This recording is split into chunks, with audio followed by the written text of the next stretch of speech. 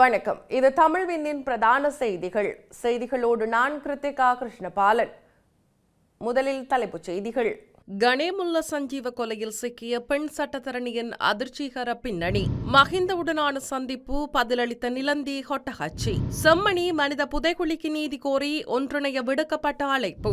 இலங்கை கடற்பரப்பில் தரித்த சந்தேகத்திற்கிடமான பெரும் கப்பலால் சர்ச்சை. சேவையை விட்டு விலகிய வைத்தியர்கள் தொடர்பில் வெளியான அதிர்ச்சி தகவல். வாடகை வாகன சேவைகளை ஒழுங்குமுறைப்படுத்த தீர்மானம். சுற்றுலா விடுதிகளுக்கு வரி அமுலில். வாழைச்சேனை பிரதேச சபை அதிரடி. யுவான் நாணயத்தை பயன்படுத்தி இலங்கை சீனாவிற்கு இடையே வர்த்தகம். நீதிமன்றம் செல்ல உள்ள நகர சபை ஏகமனதாக தீர்மானம் நிறைவேற்றம். சீனா மீதான வரிகள் குறைப்பு. ட்ரம்ப் அறிவிப்பு. தொடர்பான விரிவான செய்திகள்.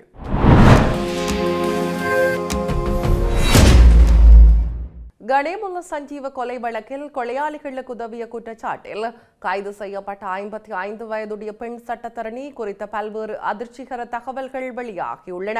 சந்தேக நபரான குறித்த சட்டத்தரணி சட்ட நடவடிக்கைகளில் மற்ற உயர் குற்றவாளிகளுக்காகவும் நீதிமன்றில் முன்னிலையாகியுள்ளதாக காவல்துறையினர் தெரிவித்துள்ளனர். நதுன் சிந்தகப் என்ற பிரபல பாதாள உலக குற்றவாளியான ஹரக்கட்டா மடகஸ்கரில் கைது செய்யப்பட்ட போது அவரின் சார்பாகவும் இந்த சட்டத்தரணி நீதிமன்றில் முன்னிலையாகியுள்ளதாக கண்டறியப்பட்டுள்ளது.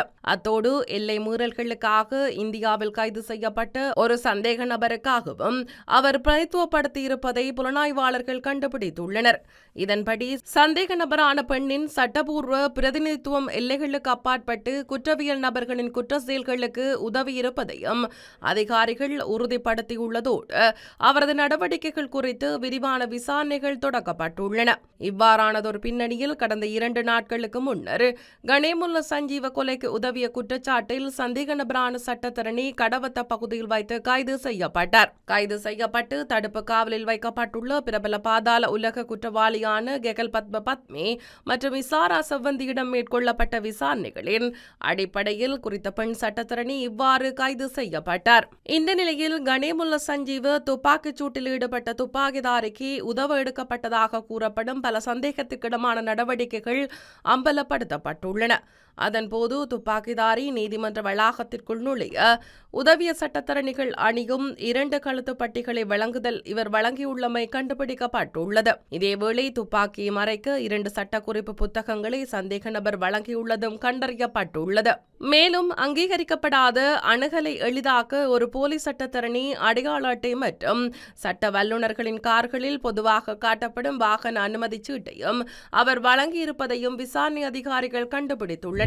முன்னாள் ஜனாதிபதி மஹிந்த ராஜபக்ஷவை சந்திப்பது போல் சமூக ஊடகங்களில் பரவி வரும் புகைப்படத்தில் இருப்பது தான் இல்லை என தேசிய மக்கள் சக்தியின் நாடாளுமன்ற உறுப்பினர் நிலந்தி ஹொட்டஹச்சி தெரிவித்துள்ளார்.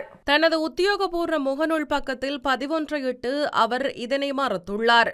முன்னாள் ஜனாதிபதி மஹிந்த ராஜபக்ஷவின் உத்தியோகபூர்வ முகநூல் பக்கத்தில் பதிவிடப்பட்டுள்ள திருமண நிகழ்வில் தான் கலந்து கொள்ளவில்லை எனவும் அவர் குறிப்பிட்டுள்ளார். குறித்த நிகழ்விற்கு தனக்கு அழைப்பு விடுக்கப்படவில்லை எனவும் நாடாளுமன்ற உறுப்பினர் தனது பதிவில் சுட்டிக்காட்டியுள்ளார். இவ்வாறு தன்னை தொடர்புபடுத்தி பகிரப்பட்டு வரும் புகைப்படம் தெரிவுபடுத்தப்பட்டிருப்பின் அது தொடர்பில் விரைவில் சட்ட நடவடிக்கைகள் மேற்கொள்ளப்படும் எனவும் நாடாளுமன்ற உறுப்பினர் நிலந்தி ஹொட்டஹச்சி மேலும் தெரிவித்தார். ஆளும் கட்சியின் நாடாளுமன்ற உறுப்பினர் நிலந்தி ஹொட்டஹச்சி முன்னாள் ஜனாதிபதி மஹிந்த ராஜபக்ஷவை சந்தித்து பேசுவதை போன்ற ஒரு புகைப்படம் சமூக வலைதளங்களில் பகிரப்பட்டு வந்தது. குறித்த புகைப்படத்தை பகிர்ந்து வரும் பலரும் தனது விமர்சனங்களை தெரிவித்து வந்தமையும் குறிப்பிடத்தக்கது. செம்மணி மனித புதைகுழி விவகாரம் வேதனையாக இருந்தாலும் உண்மையை தேடும் முயற்சியில் அரசு, சிவில் சமூகம் மற்றும் மத சமூகங்கள் ஒன்றிணைய வேண்டும் என தேசிய கிறிஸ்தவ மன்ற ஆயர் பேரவையின் பொதுச் செயலாளர் சுஜிதர் சிவநாயகம் தெரிவித்துள்ளார். தேசிய கிறிஸ்தவ மன்ற ஆயர் பேரவையினரால் இனப்படுகொலைக்கு நீதி வேண்டி செம்மணி உடனிருப்பு வேண்டுதல் இன்று செம்மணி அணையா தீப சுற்றுவட்டத்தில் முன்னெடுக்கப்பட்ட போது அவர் இதனை குறிப்பிட்டுள்ளார். செம்மணி மனித புதைகுழி தொடர்பான தகவல்கள் மீண்டும் பல தமிழ் மற்றும் சிங்கள, ஆங்கில ஊடகங்களின் வழியாக வெளிக்கொணரப்பட்டிருப்பதை குறித்து இலங்கை தேசிய கிறிஸ்தவ மன்றம் அதன் ஆழ்ந்த கவனத்தை ஈர்த்துள்ளது. இருப்பினும் இது தொடர்பான செய்திகள் குறித்து பிரதான சிங்கள ஊடகங்களின் கவனம் குறைவாக இருப்பது இருப்பது மிகவும் கவலைக்குரியது. ஒரு நாடாக இவ்விதமான வலிமிகுந்த உண்மைகளில் இருந்து நாம் பின்வாங்க முடியாது. இதே நேரம் 2017 ஆண்டு வெளியிட்ட அறிக்கையில் 1980களின் இறுதியிலிருந்து இலங்கையில் 60,000 முதல் 1,00,000 பேர் வரை காணாமல் போயுள்ளனர் என மதிப்பிடப்பட்டுள்ளது. மேலும் 2017 நிறுவப்பட்ட காணாமல் போனவர்கள் தொடர்பான அலுவலகம் பாதுகாப்பு படையினரின் குடும்ப உறுப்பினர்கள் உள்ளடங்கலாக சுமார் 21,000க்கும் அதிகமான முறையீடுகளை பெற்றுள்ளது. இத்தகைய புள்ளி விவரங்கள் வலிந்து காணாமல் ஆக்கப்படுதல் குறித்த துயரம் எமது நாட்டில் ஒவ்வொரு சமூகத்தையும் பாதித்திருக்கிறது. அதேவேளையில் சர்வதேச தரநிலைகளுக்கு ஏற்ப முறையாக புதைகுழிகளை அகழ்வதில் எங்கள் திறன்களில் உள்ள கடுமையான எல்லைகளை நாங்கள் ஏற்றுக்கொள்கின்றோம். இதே நேரம் சர்வதேச தொழில்நுட்ப ஆதரவின் அவசியத்தை சர்வதேச சட்ட வல்லுநர்கள் ஆணையகம் வலியுறுத்தியுள்ளது. இயந்திர கோளாறு காரணமாக இலங்கை கடல் பகுதியில் கைவிடப்பட்டதாக கூறப்படும் இன்டெகிரிட்டி ஸ்டார் என்ற சரக்கு கப்பல் தொடர்பான இலங்கை கடற்படையின் விசாரணைகளில் போலியான காப்பீட்டு ஆவணங்கள் இருப்பது கண்டறியப்பட்டுள்ளதாக தகவல்கள் தெரிவிக்கின்றன. அதன்படி குறித்த கப்பல் சரக்குகளை மறைப்பதற்கும் சர்வதேச கடல்சார் சட்டங்களை மீறியிருப்பதற்கும் வாய்ப்புள்ளதாக அதிகாரிகள் கூறியுள்ளனர். கடந்த 25ஆம் தேதி கொழும்பில் உள்ள கடல்சார் மீட்பு ஒருங்கிணைப்பு மையத்திற்கு ஒரு பேரிடர் அழைப்பை தொடர்ந்து பாதுகாப்பு அமைச்சின் அறிவுறுத்தலின் பேரில் உடனடி தேடல் மற்றும் மீட்பு நடவடிக்கைகள் தொடங்கப்பட்டது.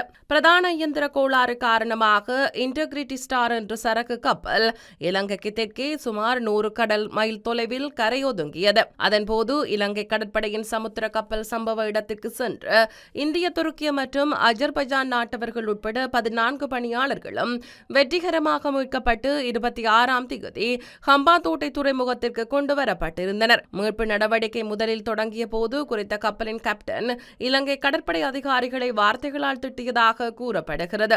அத்தோடு இலங்கை அதிகாரிகளை தவிர்த்து இலங்கை கடல் பகுதியில் இருந்தபோது இந்திய மற்றும் துருக்கிய கடல்சார் மற்றும் ராஜதந்திர அதிகாரிகளை சம்பந்தப்பட்ட கப்பலின் கேப்டன் தொடர்பு கொள்ள முயன்றுள்ளதாகவும் கண்டறியப்பட்டுள்ளது. இந்த நிலையில் இது ஒரு வழக்கமான மீட்பு பணியாக தோன்றினாலும் இந்த சம்பவம் ஒரு சிக்கலான கடல்சார் விசாரணையாக வளர்ந்துள்ளதாக தகவல் தெரிவிக்கின்றன. நம்பகமான ஆதாரங்களின்படி இன்டெகிரிட்டி ஸ்டார் கப்பல் 50க்கும் மேற்பட்ட சர்வதேச கடல்சார் அமைப்பின் விதிமுறைகளை மீறியுள்ளதாக கூறப்படுகிறது. சேவையை விட்டு விலகி அரசு வைத்திய அதிகாரிகளிடமிருந்து அரசாங்கத்திற்கு 1277 மில்லியனுக்கும் அதிகமான பணம் நிலுவையில் உள்ளதாக தேசிய கணக்காய்வு அலுவலகம் தெரிவித்துள்ளது. பதவிகளை விட்டு விலகிய வைத்திய அதிகாரிகளிடமிருந்து 2024ஆம் ஆண்டு அக்டோபர் 31ஆம் தேதிக்கு அரசினால் அறவிடப்பட வேண்டிய பிணைமுறி, தண்டப்பணம் மற்றும் கடன் முற்பண நிலுவைகள் ஆகியவற்றின் மொத்த தொகை ரூபாய் 1277 மில்லியன் ஆகும் என்று அந்த அலுவலகம் சுட்டிக்காட்டியுள்ளது.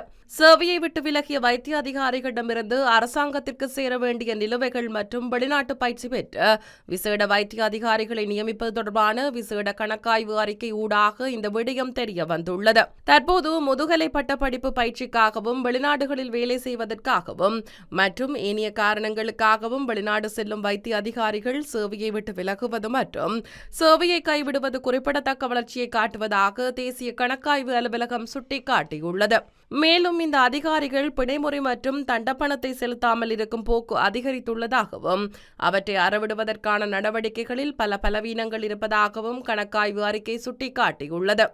2015ஆம் ஆண்டு முதல் 2024ஆம் ஆண்டு இறுதி வரை மொத்தம் 705 வைத்தியர்கள் ஒப்பந்தத்தை மீறியுள்ளதும் இந்த கணக்காய்வின் போது தெரிய வந்துள்ளதாக குறிப்பிடப்பட்டுள்ளது. முச்சக்கர வண்டிகள், பாடசாலை போக்குவரத்து சேவைகள் உட்பட ஏனைய வாடகை வாகன பயண சேவைகளை ஒழுங்குமுறைப்படுத்த தீர்மானித்துள்ளதாக தேசிய போக்குவரத்து ஆணைக்குழுவின் தலைவர் பொறியியலாளர் BA சந்திரபால தெரிவித்துள்ளார்.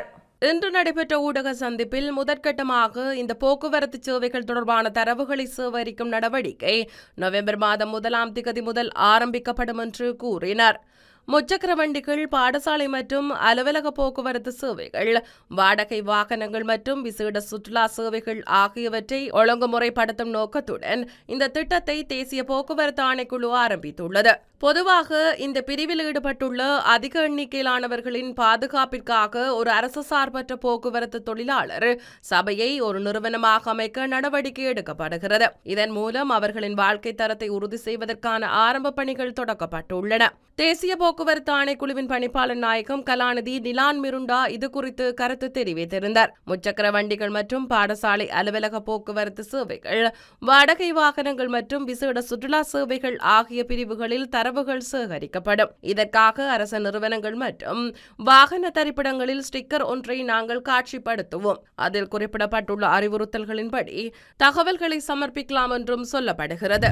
கோரளைப்பற்று வாழைச்சேனை பிரதேச சபையின் எல்லைக்குட்பட்ட பிரதான நிதியீட்டல் மூலமான சுற்றுலா விடுதிகளை ஒழுங்குபடுத்தும் செயற்திட்டம் மூலம் சுற்றுலா விடுதிகளுக்கான வரி அறவீடுகள் தொடர்பில் தீர்க்கமான முடிவுகள் எடுக்கப்பட்டு 1% வரி அமுல்படுத்தப்பட்டுள்ளது. இன்றைய தினம் வாழைச்சேனை கோரளைப்பற்று பிரதேச அபிவிருத்தி குழு கூட்டமானது வாழைச்சேனை பிரதேச செயலகத்தில் இடம்பெற்றது. அதன்போது பல விடயங்கள் கலந்துரையாடப்பட்டுள்ளது. பாசிக்குடா பகுதியில் இராணுவத்தினரால் எவ்வித அனுமதியுமின்றி இயங்கி வரும் வியாபார நிலையத்தினால் அப்பகுதியில் உள்ள வியாபாரிகள் பாதிப்புக்கு உள்ளாகி வருகின்றமையை இன்றைய அபிவிருத்தி குழு கூட்டத்தின் என்னால் கவனத்தில் கொண்டு வரப்பட்டது. அதற்கமைய அனுமதியின்றி இயங்கும் வியாபார நிலையத்தை அப்பகுதி மக்களுக்கு வழங்கும்படி தீர்மானம் எடுக்கப்பட்டுள்ளது. கிண்ணியடி சுங்காக்கேணி பகுதியைச் சேர்ந்த முதியோர் கொடுப்பனவை பெறுபவர்கள் இதுவரை காலமும் சிரமத்தின் மத்தியில் தங்களுடைய கொடுப்பனவை வாழைச்சேனை சென்று பெற்று வந்தார்கள். அவர்கள் தங்களுடைய கிராமங்களில் கொடுப்பனவுகளை பெற்றுக் கொள்வதற்கான தீர்மானம் நிறைவேற்றப்பட்டுள்ளது. சீனாவிற்கும் இலங்கைக்கும் இடையான வர்த்தகத்தை சீன ஜுவான் நாணய அலகை பயன்படுத்தி மேற்கொள்ளும் RMB வகையில் வசதியை பயன்படுத்துவதன் அவசியம் குறித்து வலியுறுத்தும் கூட்டம் நேற்று கொழும்பில் நடைபெற்றது.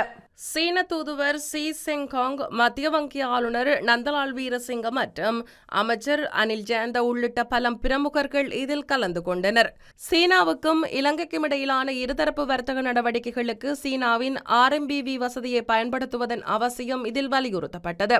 எனக்கு நினைவிருக்கிறது, சுமார் 10 வருடங்களுக்கு முன்னர் நாங்கள் சீனாவுடன் நாணய மாற்று ஒப்பந்தத்தில் கையெழுத்திட்டோம். மத்திய வங்கி சார்பாக அதில் கையெழுத்திட்டது நான் தான். RMB வசதியை இலங்கையில் ஊக்குவிப்பதற்காக அதன் பிறகு மேலும் ஒரு நிகழ்வை ஏற்பாடு செய்தோம். அந்த காலத்தில் எமக்கு RMB வசதி நடைமுறையில் இருந்திருந்தால் எமக்கு கிடைத்த நாணய மாற்று வசதியை பயன்படுத்தி இருக்கலாம். நாங்கள் நீண்ட தூரம் பயணித்துள்ளோம். 2010 அறிமுகப்படுத்தப்பட்ட போது RMB வசதி உலகின் 35வது சர்வதேச நாணய அலகாக இருந்தது. 2024 அது உலகின் 4வது இடத்திற்கு உயர்ந்துள்ளது.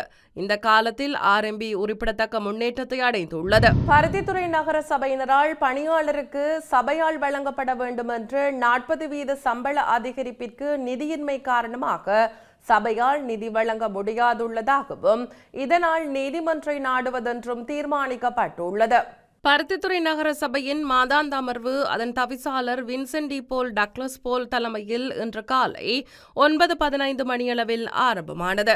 அமைக்கப்பட்ட வீதிகளின் ஓரங்களை செப்பனிடுதல், வீதி விளக்குகளை விரைவாக பொருத்துதல், நகரசபை எல்லைக்குட்பட்ட பகுதிகளில் அறநெறி பாடசாலைகளை உருவாக்குவதை ஊக்குவித்தல், இலங்கை போக்குவரத்து சபைக்கு நவீன சந்தை தொகுதி அமைந்துள்ள பகுதியில் அலுவலகம் ஒன்றினை அமைத்துக் கொடுத்தல், வாடகை முச்சக்கர வண்டிகளை ஒழுங்குபடுத்துதல், வரி அறவிடுதல், நவீன சந்தை பகுதியில் தனியார் அரசு பேருந்துகளின் தரிப்பிடம் போன்றவற்றை பருத்தித்துறை போலீசார் கண்காணித்தல், சபை தீர்மானங்களை ஒழுங்கமைத்தல், நவீன சந்தை பகுதியின் மேல் பகுதி மழைநீர் ஒழுக்கு ஏற்படுவதாகவும் அதனை நிரந்தர தீர்வாக எட்டுவதற்குரிய நடவடிக்கை எடுத்தல் என்றும் ஊழியர்களுக்கான 40% கொடுப்பனவு அதிகரிப்பை வழங்க வேண்டும் என்று வழங்கப்பட்ட சுற்று நிருபம் தொடர்பாக ஆராயப்பட்டு அதனை வழங்குவதற்கு நிதி சபையிடம் இல்லை என்றும் இதனால் மத்திய அரசின் சுற்று நிருபத்தை மன்றினூடாக ரீட் சவாலுக்கு உட்படுத்துவதென்றும் தொடர்ந்து பருத்தித்துறை மரக்கரை சந்தையை பழைய இடமான நவீன சந்தை தொகுதிக்கு மாற்றுமாறு கோரி அண்மையில் இடம்பெற்ற கவனஈர்ப்பு போராட்டத்தில் வர்த்தகரால் வழங்கப்பட்ட மகஜர் தொடர்பாகவும் ஆராயப்பட்டுள்ளது. தென்கொரியாவில் சீன ஜனாதிபதி ஷி ஜின்பிங்கை சந்தித்த பின்னர் அமெரிக்க ஜனாதிபதி டொனால்ட் ட்ரம்ப் இரு நாடுகளுக்கும் இடையேயான வர்த்தக பிரச்சினைகள் குறித்து முக்கிய முடிவுகளை அறிவித்துள்ளார். இரு நாடுகளுக்கும் ஏறக்குறைய எல்லாவற்றிலும் ஒரு உடன்பாட்டிற்கு வந்துள்ளதாக அமெரிக்க ஜனாதிபதி தெரிவித்துள்ளார். ஆசியாவில் தனது 3 நாடுகளுக்கான பயணத்தை முடித்த பிறகு பேசிய ட்ரம்ப், சோயாபீன்ஸ் இறக்குமதி, அரியமண் மற்றும் ஸ்பெண்டைஸ் விவகாரங்களில் ஏற்பட்டுள்ள முன்னேற்றத்தின் காரணமாக சீன பொருட்கள் மீதான ஒட்டுமொத்த வரிகள் 57% 47% குறைக்கப்படும் என்றும் தெரிவித்தார். வர்த்தக போருக்கு பதிலடியாக சீனா அடுத்த நடவடிக்கைகளில் தகுந்த மாற்றங்களை ஏற்படுத்தும் என்றும் அந்த நாட்டின் வர்த்தக அமைச்சகம் அறிவித்துள்ளது. இதன் ஒரு பகுதியாக அரியமண் ஏற்றுமதி மீதான புதிய கட்டுப்பாடுகளை ஓராண்டுக்கு நிறுத்தி வைப்பதாகவும் சீனா தெரிவித்துள்ளது. உலகின் இருபெரும் பொருளாதாரங்களுக்கிடையே அதிகரித்து வந்த வர்த்தக போரில் ஏற்பட்டுள்ள இந்த நடவடிக்கை ஒரு தற்காலிக நிம்மதியை கொடுத்துள்ளது. இதேவேளை அடுத்த ஆண்டு ஏப்ரல் மாதம் தான் பெய்ஜிங்குக்கு பயணம் மேற்கொள்ள திட்டமிட்டுள்ளதாகவும் ட்ரம்ப் கூறினார். ஜேபிங்குடனான சந்திப்பிற்கு முன்னதாக ட்ரம்ப் ஒரு முக்கிய அறிவிப்பை வெளியிட்டுள்ளார். சீனா மற்றும் ரஷ்யா போன்ற போட்டி நாடுகள் மேம்பட்ட ஆயுத சோதனைகளை செய்வதற்கு பதிலடியாக உடனடியாக அணு ஆயுதங்களை சமனான அடிப்படையில் சோதிக்க பாதுகாப்புத்துறைக்கு தாம் அறிவுறுத்தியுள்ளதாக தெரிவித்தார். செய்திகளின் நிறைவாக மீண்டும் தலைப்புச் செய்திகள். கணேமுல்ல சஞ்சீவ கொலையில் சிக்கிய பெண் சட்டத்தரணியின் அதிர்ச்சிகர பின்னணி. மஹிந்தவுடனான சந்திப்பு, பதிலளித்த நிலந்தி ஹொட்டஹச்சி. செம்மணி மனித புதைகுழிக்கு நீதி கோரி ஒன்றிணைய விடுக்கப்பட்ட அழைப்பு. இலங்கை கடற்பரப்பில் தரித்த சந்தேகத்திற்கிடமான பெரும் கப்பலால் சர்ச்சை. சேவையை விட்டு விலகிய வைத்தியர்கள் தொடர்பில் வெளியான அதிர்ச்சி தகவல். வாடகை வாகன சேவைகளை ஒழுங்குமுறைப்படுத்த தீர்மானம். சுற்றுலா விடுதிகளுக்கு வரி அமுலில். வாழைச்சேனை பிரதேச சபை அதிரடி. யுவான் நாணயத்தை பயன்படுத்தி இலங்கை சீனாவிற்கு இடையே வர்த்தகம். நீதிமன்றம் செல்ல உள்ள நகர சபை ஏகமனதாக தீர்மானம் நிறைவேற்றம். சீனா மீதான வரிகள் குறைப்பு, ட்ரம்ப் அறிவிப்பு. இத்துடன் தமிழ்விண்ணின் பிரதான செய்திகள் நிறைவு பெற்றன. செய்திகளை உடனுக்குடன் அறிந்து கொள்ள தமிழ்வின் என்ற யூடியூப் பக்கத்தினூடாக இணைந்திருங்கள். வணக்கம்.